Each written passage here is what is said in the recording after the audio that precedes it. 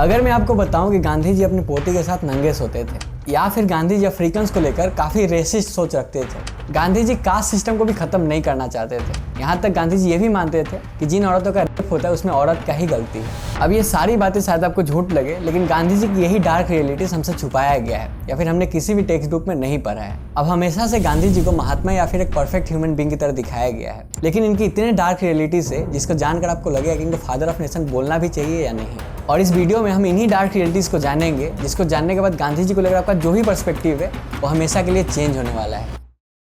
गांधी जी ने 1906 में एक बहुत बड़ा फैसला लिया। उन्होंने फैसला किया अपने सेक्सुअल डिजायर को कंट्रोल करेंगे, जिसको हम ब्रह्मचर्य भी कहते हैं, जिसमें वो अपने सेक्सुअल विल पावर को टेस्ट करना चाहते थे। और इस दौरान उन्होंने ऐसे एक्सपेरिमेंट किए जो काफी डिस्टर्बिंग है। गांधी जी के इन एक्सपेरिमेंट को समझने से पहले गांधी जी के पास्ट के एक इंसिडेंट को हमें समझना होगा। दरअसल उनके फादर का जब डेथ हुआ था तो अपने पत्नी के साथ लस्टफुल लव में बिजी थे। उनका मानना था अगर अपने सेक्सुअल डिजायर को कंट्रोल करते तो शायद आखिरी समय में अपने फादर के साथ होते, और ये गिल्ट उनके अंदर डीपली बैठा हुआ था। और ये बात गांधी जी ने अपने ऑटोबायोग्राफी में खुद लिखा है कि उनके फादर का डेथ उनका पर्सनल गिल्ट है, और ये मेन रीजन था ब्रह्मचर्य एक्सपेरिमेंट का। गांधी जी का ब्रह्मचर्य एक्सपेरिमेंट का मेन कंट्रोवर्शियल पार्ट था यंग वुमेन के साथ नंगे सोना। गांधी जी का कहना था जब वो यंग वुमेन के साथ बिना टेम्पटेशन फील के नंगे सोते थे तो ये प्रूफ होता था उनका सेल्फ कंट्रोल और प्योरिटी का। उन्होंने अपने ग्रैंड नीस मनु गांधी, जो कि सिर्फ 18 साल की थी, इनके अलावा आभा और डॉक्टर सुशीला नायर के साथ नंगा सोकर ऐसे एक्सपेरिमेंट करते थे। अब गांधी जी के लिए एक पर्सनल एक्सपेरिमेंट था, लेकिन बाकी लोगों के लिए काफी डिस्टर्बिंग था।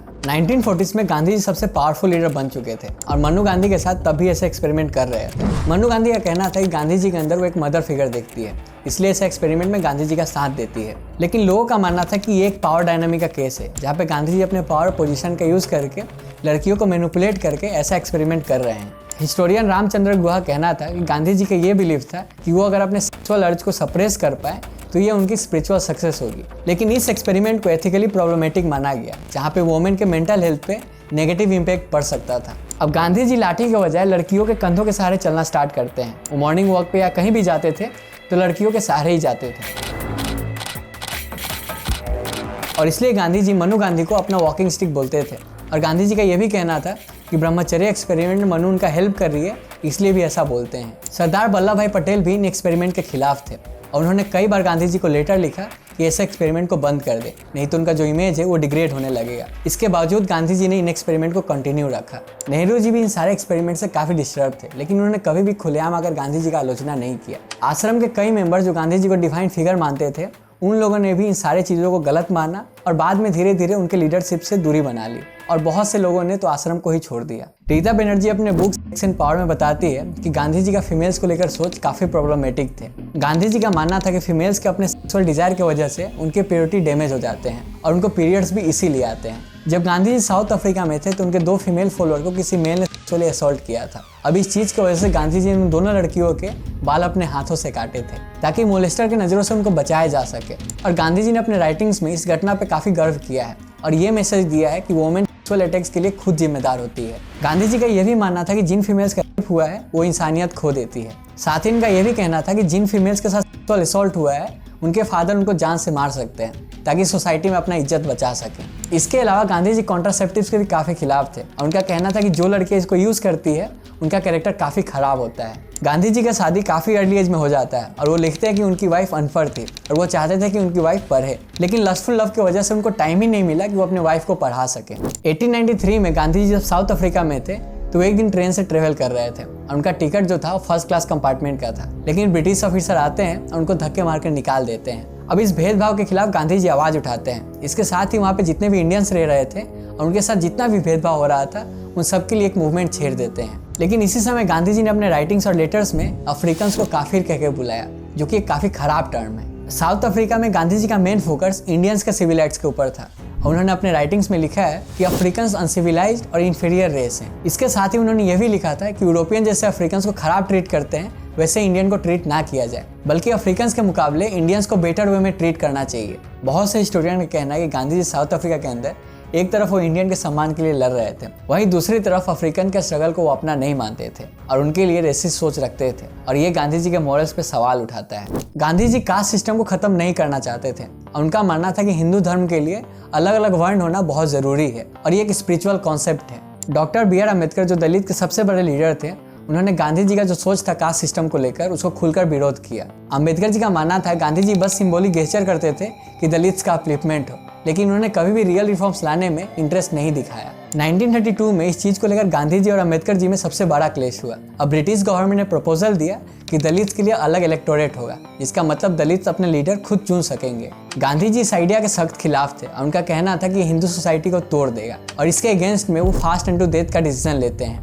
और इस चीज की वजह से जो दलित थे उन पे काफी प्रेशर आ गया। इसीलिए अम्बेडकर जी को मजबूरन पूना पैक्ट साइन करना पड़ा और दलित के लिए जो अलग से इलेक्टोरेट का आइडिया था उसको ड्रॉप कर दिया गया। इसके साथ ही गांधी जी इंटरकास्ट मैरिज को भी सपोर्ट नहीं करते थे और उनका मानना था कि लोगों को अपना शादी अपने कास्ट में ही करना चाहिए, और कास्ट सिस्टम के अगेंस्ट में भी उन्होंने स्ट्रॉन्ग स्टांस नहीं लिया। गांधी जी दलित्स को हरिजन बोलते थे, यानी भगवान के बच्चे, लेकिन वहीं जो दलित लीडर थे जैसे अम्बेडकर जी और बाकी दलित स्कॉलर्स, उनका मानना था कि बस दलित को ये बोलकर सिंपैथी दिया जा रहा है, लेकिन जो पॉलिटिकल पावर और सोशल इक्वलिटी दलित्स को चाहिए था वो उनको नहीं मिला। इन सब के अलावा गांधी जी का और एक कंट्रोवर्शियल स्टांस था और वो था उनका इकोनॉमिक आइडियोलॉजी। वो इंडस्ट्रियलाइजेशन के खिलाफ थे और उनका मानना था कि इंडिया का फ्यूचर इसके विलेज और एग्रीकल्चरल लाइफस्टाइल में है। गांधी जी का कहना था कि विलेजेस को इंडस्ट्रियल सिटीज बनाने के बजाय उनको आत्मनिर्भर बनाना चाहिए, और वो डिसेंट्रलाइज इकोनॉमिक्स के सपोर्टर थे जहाँ छोटे मोटे इंडस्ट्रीज के साथ हैंडक्राफ्ट को बढ़ावा दिया जाए। लेकिन उस टाइम के जितने भी इकोनॉमिस्ट थे वो इस चीज़ को प्रैक्टिकल नहीं मानते थे, और उनका मानना था स्पेशली इंडिया जैसे कंट्री को लार्ज इकोनॉमिक रिफॉर्म्स का जरूरत है ताकि मॉडर्न टाइम के नीड को वो पूरा कर सके। अब ऐसे ही चीज़ें जानकर गांधी जी को लेकर लोग काफ़ी क्रिटिसाइज करते हैं और उनका कहना होता है कि गांधी जी के जो भी पर्सपेक्टिव थे आज के टाइम से मैच नहीं हो रहे और काफ़ी प्रॉब्लमेटिक थे। और हमें बचपन से ये सिखाया जाता है कि गांधी जी कितने महान थे, कितने बड़े महात्मा थे, और सभी अच्छी चीज़ें हमें बताई जाती है। जब हम बड़े होते हैं और गांधी जी का ये साइड जानने को मिलता है तब हमें लगता है कि हमारे साथ बिट्रेयल हुआ है, जिसके बाद गांधी जी को हम क्रिटिसाइज करने लगते हैं और इतना क्रिटिसाइज करते हैं कि हम हेटर बन जाते हैं। देखिए, गांधी जी के लेगेसी को हम लोग ब्लैक और व्हाइट में नहीं देख सकते हैं। गांधी जी भी एक इंसान थे और उनके भी अपने लिमिटेशंस थे, लेकिन गांधी जी ने देश के लिए जो भी किया उस पर क्वेश्चन उठाने का हमारे पास हक नहीं है। आज भी उनके आइडियाज दुनिया भर में जितने भी मूवमेंट्स होते हैं उसको इन्फ्लुएंस करते हैं, और गांधी जी के पर्सनल कंट्राडिक्शन को देखकर हमें एक बैलेंस पर्सपेक्टिव बनाने की जरूरत है। अब गांधी जी के बारे में अच्छी चीज़ें पढ़कर लोग ऐसा एक्सपेक्टेशन बना लेते हैं कि गांधी जी परफेक्ट होंगे, महात्मा होंगे, लेकिन जब इस चीज़ में गांधी जी फिट नहीं बैठते तो लोग गांधी जी को हेट करने लगते हैं। लेकिन जब आप गांधी जी के बारे में पढ़ेंगे या फिर गांधी जी को समझेंगे तो ये आपको पता चलेगा गांधी जी किसी भी चीज़ को लेकर वो छुपाते नहीं थे। उन्होंने सब चीज़ अपने बारे में बताया है या फिर अपने बारे में लिखा है। लेकिन आज के टाइम में बहुत से लोग हैं जो अपने बारे में सभी चीज़ों को छुपा कर महान बने हुए हैं। आप खुद सोचिए, जब देश में कुछ भी फंडामेंटल राइट्स नहीं था तब गांधी जी अंग्रेजों के खिलाफ आवाज़ उठाते थे, और आज के टाइम जो लोग गांधी जी को क्रिटिसाइज कर रहे हैं वो अपने लोकल पॉलिटिशियन के खिलाफ भी आवाज़ नहीं उठा पाते। ये वीडियो बनाने का हमारा यही मोटिव था ताकि हम ये समझ सके कोई भी इंसान परफेक्ट नहीं होता, सभी के अपने वीकनेस होते हैं। और ये सब जानने के बाद भी गांधी जी के प्रति हमारा रिस्पेक्ट कम नहीं होना चाहिए, क्योंकि देश के लिए उनका जो भी इंटेंशन था वो कभी भी गलत नहीं था। यहाँ तक कि फ्रीडम फाइटर जैसे सुभाष चंद्र बोस, भगत सिंह, गांधी जी कुछ बातों को अपोज करते थे, लेकिन देश के प्रति उन्होंने जो भी किया इस चीज़ के इंटेंशन को उन्होंने कभी भी गलत नहीं कहा। और हमारे जनरेशन को ये जानना बहुत ज़रूरी है कि हम जिसे भी रोल मॉडल के तौर पे देखते हैं या फिर अपना हीरो मानते हैं उनके भी अपने पॉजिटिव और नेगेटिव साइड होते होंगे, और उस चीज़ को हमें एक्सेप्ट करना चाहिए, और जो भी अच्छाई है वही चीज़ हमें सीखना चाहिए। अब ये सब जानने के बाद गांधी जी के बारे में आप क्या सोचते हैं या फिर क्या पर्सपेक्टिव रखते हैं कमेंट में जरूर बताइए। अगर ये वीडियो आपको पसंद आया तो इसे लाइक और शेयर जरूर करें। अगर हमारा काम आपको पसंद आता हो तो हमारे चैनल को सब्सक्राइब कर लें। ये हमें मोटिवेट करता है कि आपके लिए ऐसे ही कंटेंट बनाते रहें। तो मैं विवेक आपसे मिलता हूँ अगले वीडियो में। जय हिंद।